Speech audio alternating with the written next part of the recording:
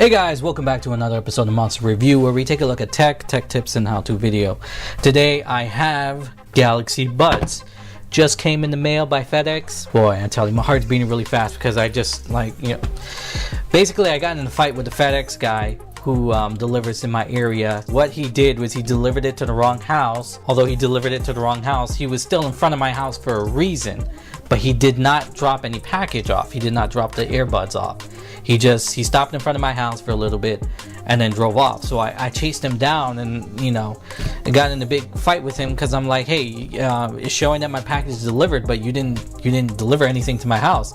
And he's kept repeatedly saying that he doesn't have my package. He doesn't have my package. You don't know why it's showing that it's on his truck. He doesn't have it. And then he said that he's going to be right back. And I was like, I hope so, because I got your picture. And, he told me, I don't care. And he drove off. And I just got so mad, and I called up FedEx. They had great customer service, so they helped me out a lot. And right when we were getting ready to file a complaint against this driver for, not doing his job correctly, he showed up in front of my house with my package, delivered it, and drove off without alerting me, ringing my doorbell, or anything like that. I've only found out because of the security cameras.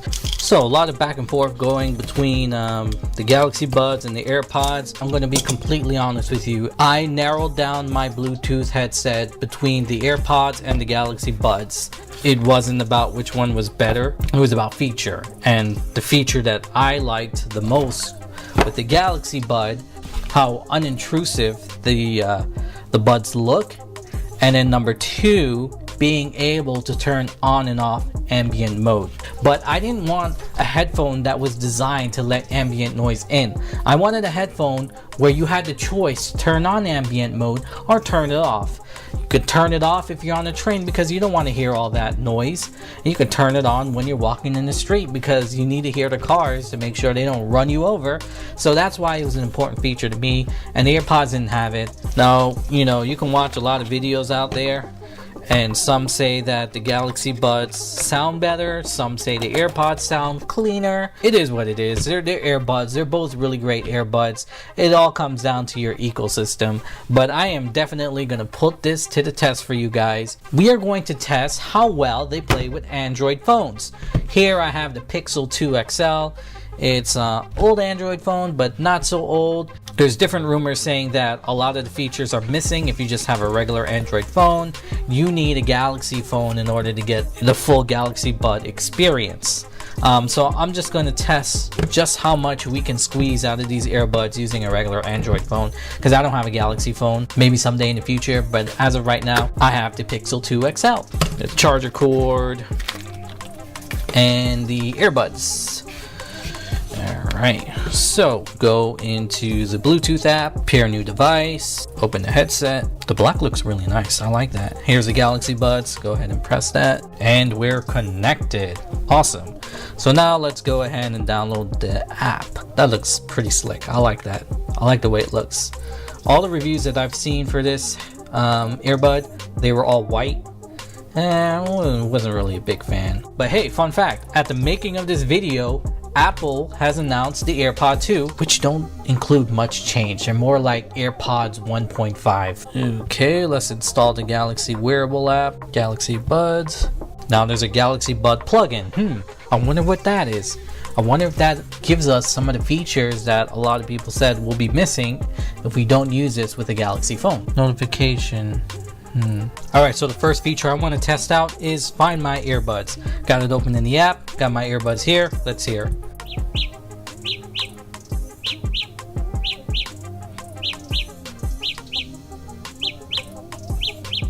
Nice. And they do actually work. That's awesome. Set up the touchpad. Let's see, touch and hold touchpad, voice command. Right would be voice command. Left can be quick ambient sound. Yeah. And I'm no stranger to Bluetooth headset. I have tons of Bluetooth headsets. My first Bluetooth headset was the Motorola S9. We have an update ready. Alright, so that about does it for this part of the review. On to the testing. Alright, it is now 1:04. I put on the earbuds around 8 o'clock in the morning. So I've had it for 5 hours straight. This is what the battery looks like after using it for 5 hours straight. Okay, so let's talk about comfort. I've had these earbuds in my ears for 5 hours. How did it feel? Not that bad. It's actually the best isolating earbuds that I've used in a long time, because most earbuds usually tend to hurt the inside of my ear within an hour, and I have to take a break. These, on the other hand, I didn't have that problem. They're much more relaxed and much more comfortable, and so I was able to go the full 5 hours without any issues. There was a little tingling, like discomfort in my ears after 3 hours, but it goes and comes. Now, I will say though, that depends on how you put these earbuds in your ears. When I first put them in my ears at 8 o'clock, I just jammed it in there like you do with normal earbuds, and within half an hour, my ears started paining like crazy. That's because I didn't put them in correctly. The proper way to put these in is you have to gently guide it into your ear canal. If you just jam it in your ears, it's going to be paining, man. So now let's talk about the big feature, the ambient settings. First off, let's talk about the bad. Number one, when your phone goes through all the songs in your playlist and stops playing, the ambient sound automatically cuts off. During normal use, the ambient sound kept turning off on its own, even though I didn't hit the end of my playlist. It would just turn off. Now, what about the voice enhancing feature in the ambient sound setting? I'm convinced that all it does is it bumps up the treble. That's it. Just makes it very unnatural, tinny. It's irritating. Don't use it. I don't recommend it. It'll definitely give you fatigue. I turned off voice enhance and it was so much better. It could use a few changes, and hopefully it'll get better through time with software enhancements and firmware upgrades. But as of right now, you have to know how to use it.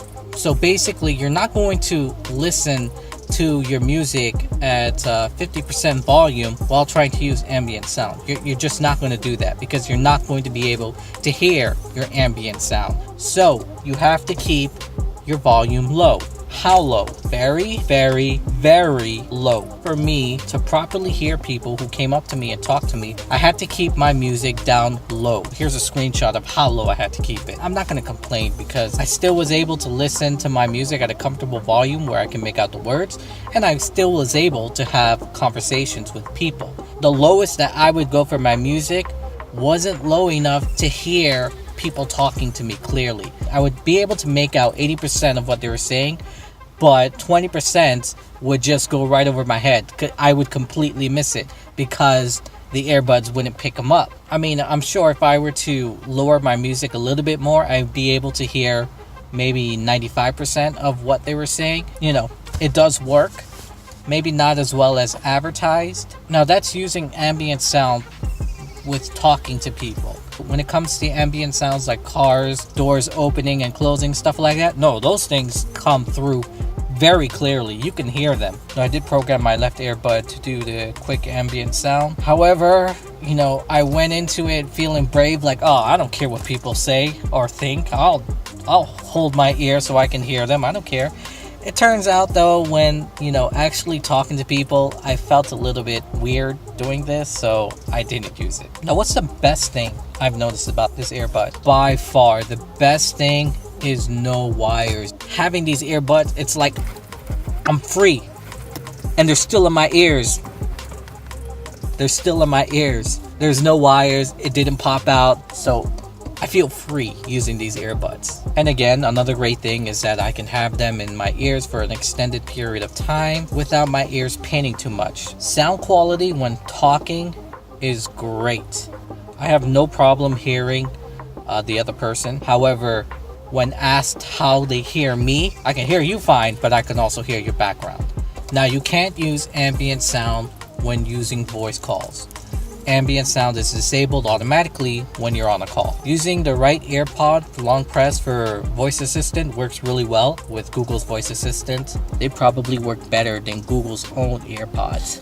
Now I can see myself using my voice assistant so much more with these earbuds because how user-friendly it is. That brings me to my last point. I've never used volume control. I've never used the previous and skip track buttons. I've never used the dedicated voice assistant buttons if the headphones had them. So like for example, the LG tone, like I constantly forgot, wait, is this side volume or is this side volume? Wait, is this side to skip the track or is it this side? Where's that little button for the voice assistant? Dang, I've never used them. With the single tap and the triple tap and the double tap and all that and the long press, it's so much easier to keep track of what taps do what. So like I can tell you right now, and I've only used them for 5 hours, and I can tell you right now that a single tap is to play pause, double tap is to answer a call or to skip a track, triple tap is to play the previous track or reject a call, and long press on this side does voice assistant, and long press on this side, hold up, oh yeah, ambient sound. Now I do have to mention that sometimes the touch registers, sometimes the touch doesn't register, but this can easily be fixed with a firmware upgrade. Another annoying thing was putting it in my ears and having the touch registered, but again, I think this could be fixed with a firmware upgrade. Inputs are disabled until you actually put the earbud in your ears. The earbuds are dying, so it is time to charge them, and I'm definitely going to need them to be charged so I can tackle the rest of the day. So I'm going to give them an hour to charge and then tackle the rest of my day. So that was a full day of work. They held up well. Battery is still good. You can probably squeeze another 3 hours out of it. I charged them for an hour, and an hour brought them up from 5% to above 90%. So that was really good.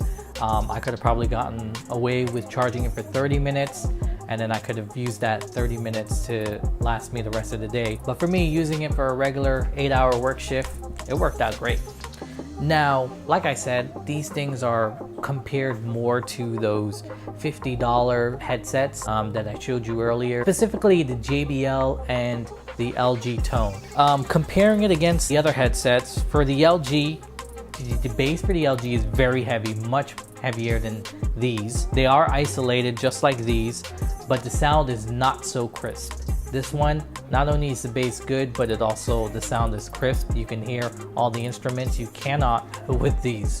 Now with the JBL, they are clear just like the Galaxy Buds. They have decent bass just like the Galaxy Buds, but one of the main concerns with this headset, again, is it's wired. The neckband, oh my god, this neckband moves like no tomorrow. It will, one time I actually found it like this, and the only thing holding it onto my neck was the earpiece. I would say that the JBLs were closer to the Galaxy Buds in terms of sound, and these JBL, you can get them off of Amazon for like 50 to 60 bucks. And then I also threw in my Beats, which, you know, at first I thought was unfair because these are way more expensive than these, and they're pretty much considered premium headsets. Believe it or not, the Galaxy Buds blew the Beats headset straight out of the water. It sounds like the sound is coming out of a metal tube.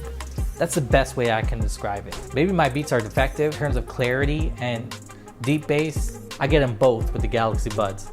With this, I get clean deep bass, but again, the sound, you don't hear all the instruments. But please keep in mind that none of my tests were scientific. It was all preference. It's basically what I perceive to be good sound. So I'm not saying that the Beats are bad. Obviously they're not if I bought them. Well, then again, I bought them before these. But all I'm saying is that I own them both, and I believe that this Galaxy Buds sounds way better than the Beats. Before I close this video, there is one last thing that I want you to see. I found a way to kind of record the sound coming out of the earbuds with the ambient setting on.